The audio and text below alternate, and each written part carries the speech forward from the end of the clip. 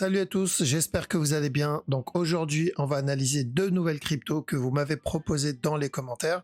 Donc bien sûr, avant, je veux prendre le temps de vous remercier. Merci énormément pour votre temps, like, commentaire, partage, ça fait vraiment plaisir. Si vous n'êtes pas abonné, n'hésitez pas à le faire. Et vous avez le lien de mon Twitter et de mon Twitch dans la description, donc n'hésitez pas à nous rejoindre. C'est là où je fais les mises à jour, c'est là où je fais les lives, d'accord? D'ailleurs, il y a un live ce soir à 19h si ça vous intéresse, ok? Voilà, donc sans plus tarder, on va attaquer la vidéo. Let's go.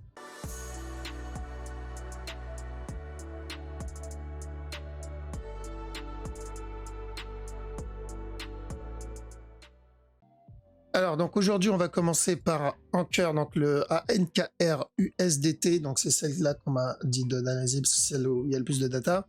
Et après, on fera le TEDA. Donc, on va aller d'abord en weekly, d'accord? On va aller en weekly, faire la grosse structure. La grosse structure est pas trop mal, d'accord? La structure, elle est plutôt bonne dans le cas où le top est bien ici. Si le all-time high, il est ici, c'est le plus intéressant. D'accord? Donc, deux scénarios ici. Les deux annoncent la même direction et c'est ça que je veux. Je veux que les deux scénarios annoncent la même direction. Donc, premier scénario, tout ça, c'est un regular flat. On a obtenu le A, on a obtenu le B, on n'a pas cassé le top et on est revenu donner le C. Et là, on est en train de terminer le C. Alors, c'est important. Une fois le C terminé, je cherche de l'achat. Donc, mon objectif, si c'est un régular, c'est revenir péter le top.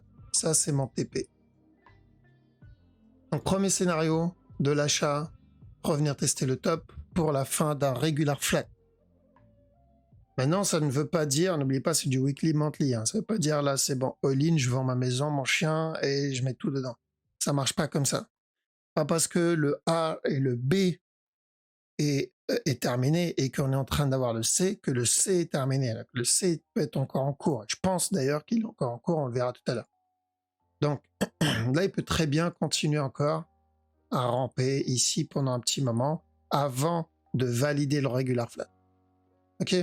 Donc gardez bien ça en tête, il faut être prêt à se manger ce mouvement, donc la fin d'un C, si on rentre dedans comme ça. Donc pour cumuler, c'est très bien. D'accord? Pour cumuler, c'est très bien. Si l'objectif, c'est de le garder un petit moment. Maintenant, pour du trading, c'est différent. Trading, ça va être de l'interne. Donc bref, premier scénario, regular flat, attendre la fin du C et ensuite chercher de l'achat jusqu'à ce top pour terminer un plus gros A, revenir finir le B et donner enfin le C. Le deuxième scénario, on va dire, c'est le plus pessimiste, mais qui annonce la même direction aussi, et c'est celui-là qu'on va viser parce que c'est le plus safe. Donc le deuxième, c'est ce mouvement-là, c'est un A, ce qu'il fait là, c'est un B, revenir donner un up pour un C, et ensuite chuter pour valider un plus gros regular flat. Donc ce qu'il a donné ici, c'est un running. En gros, ça c'est un running flat. D'accord? Pour un plus gros A, hop, on va mettre comme ça, pour un plus gros A, un plus gros B, et revenir donner un C. D'accord? Donc ça, c'est dans le cas où il décide de faire une structure complexe. Même là, ça annonce de l'achat. Dans les deux cas, donc dans même le pire scénario, m'annonce encore un push. Je préfère viser ça plutôt que viser l'autre. C'est plus safe. Bien sûr, l'avantage ici, c'est quoi? C'est que dès que j'arrive dans ma zone du running, ici, je vais commencer à me payer, je vais commencer à prendre des profits. S'il continue à monter, je suis encore dedans. Je me suis payé une partie et il monte, je suis encore dedans. S'il décide de se retourner pour valider le running, les profits que j'ai faits, je vais pouvoir les réinjecter. Ça, c'est l'avantage. Alors, c'est comme ça que ça marche. Donc, premier scénario, running flat et ensuite encore un drop. Deuxième scénario, terminer un regular flat et dans ce cas-là, on n'aura pas de drop, on aura directement le retour. Donc, plutôt de l'achat sur la grosse structure. C'est pour ça que je l'ai mis en vert parce que la structure est plutôt propre. Alors, ça fait partie des rares que je trouve intéressantes. Mais ça, c'est le weekly monthly. Ce n'est pas le cas du 4 heures, 1 heure. Pourquoi? Parce que, même je dirais daily. Ce n'est pas le cas de la structure daily ici. Daily, c'est pour moi encore baissier. D'accord? On a eu ce push et on a eu encore un autre drop. Je pense qu'on va revenir tester ce bas encore une fois. Une fois le bas cassé, ou pas d'ailleurs, hein, que ce soit un running ou un régulier, c'est la même direction. Donc une fois le drop cassé, j'irai pour de l'achat, mais ça sera pour un running flat, pour ça. Et ensuite encore de la vente. D'accord? Maintenant, s'il casse pas le bas et se retourne avant, exemple, il donne ça, il casse pas le bas et se retourne avant, c'est pareil en fait. Ça sera la même direction, c'est revenir tester le bas.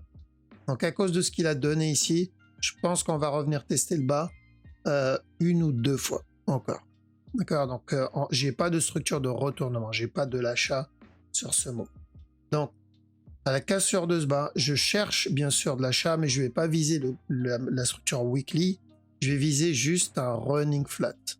Comme ça, si il se retourne, j'aurais pris des profits ici. S'il décide de continuer, il se passe quelque chose, il y a une news et il décide de valider directement la structure weekly, pardon, je suis encore dedans. Donc le running, ça va me permettre juste de me placer et prendre des profits sécurisés, voire mettre mon break-even. Un peu comme là, on a eu ce up, le drop, cassure du bas, ici on cherche de l'achat, minimum pour un running flat. Ce qui fait en plus, c'est bonus. D'accord? Parce que s'il décide de monter à partir de là, on est dedans.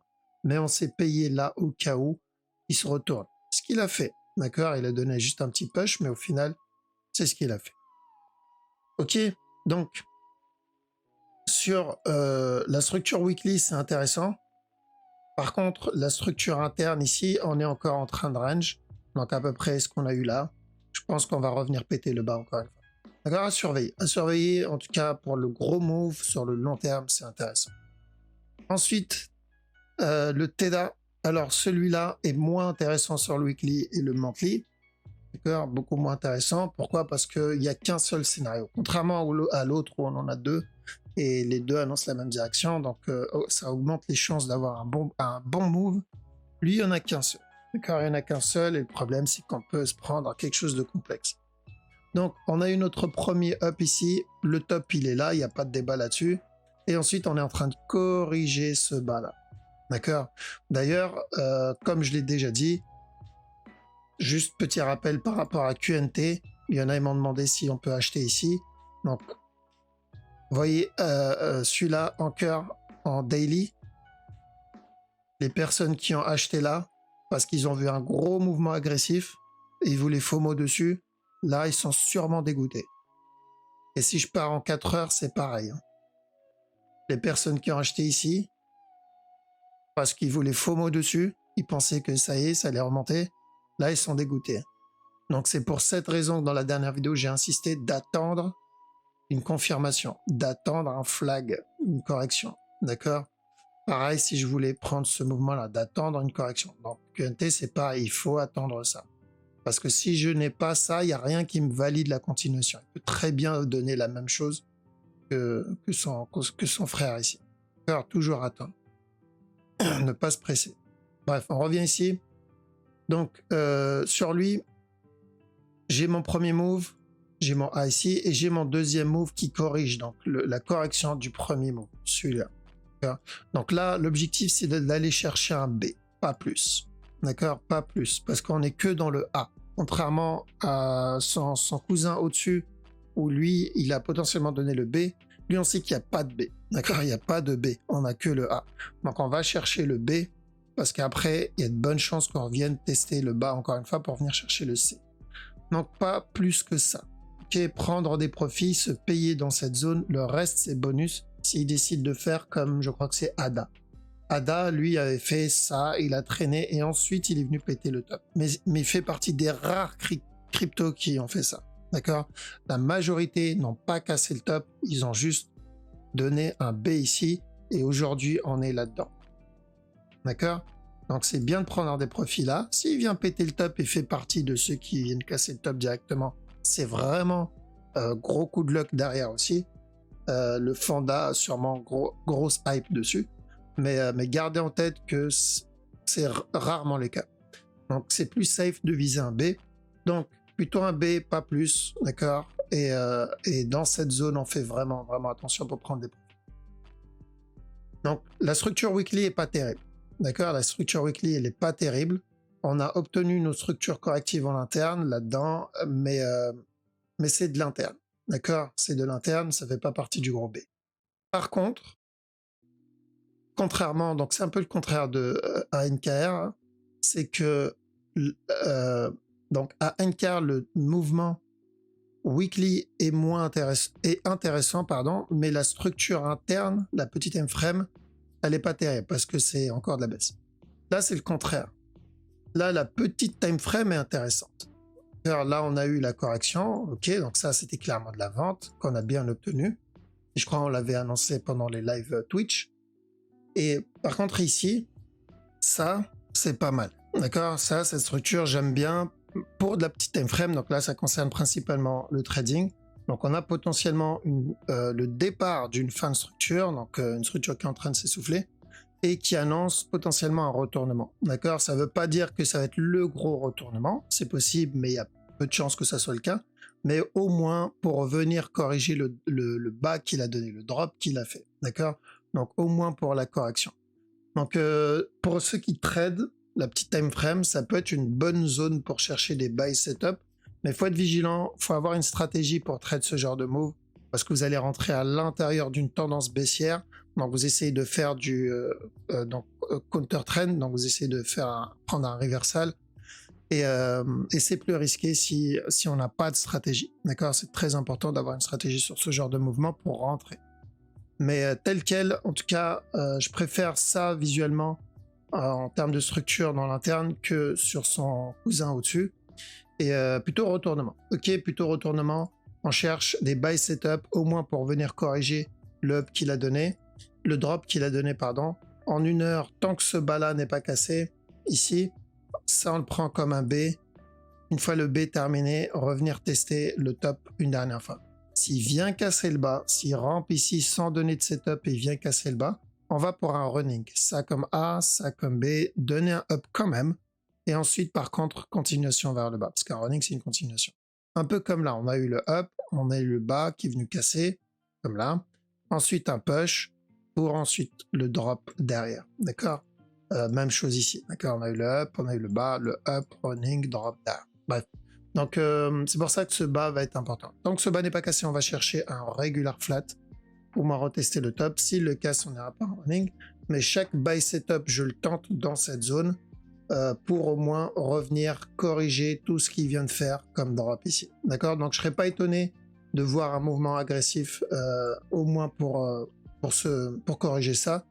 Mais ça va être juste une opportunité pour mettre un break-even. D'accord? Si je rentre dans ce genre de move, c'est juste une opportunité pour mettre le break-even. Parce que s'il décide d'entamer le B à partir de là, si c'est ça l'enclencheur, bon, j'ai envie d'être dedans. D'accord?